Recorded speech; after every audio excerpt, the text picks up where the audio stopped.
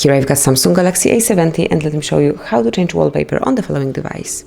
So at first let's open the list of all applications, then find and select the settings. Now you should pick wallpapers and themes.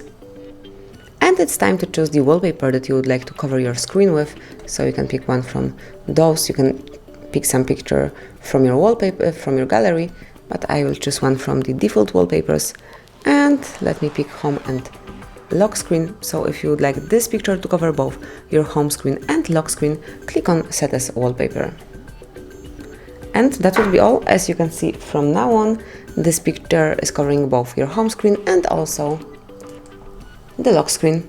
And this is it. This is how you can smoothly and easily change wallpaper in your Samsung Galaxy A70. Thank you for watching. Please subscribe our channel and leave the thumbs up.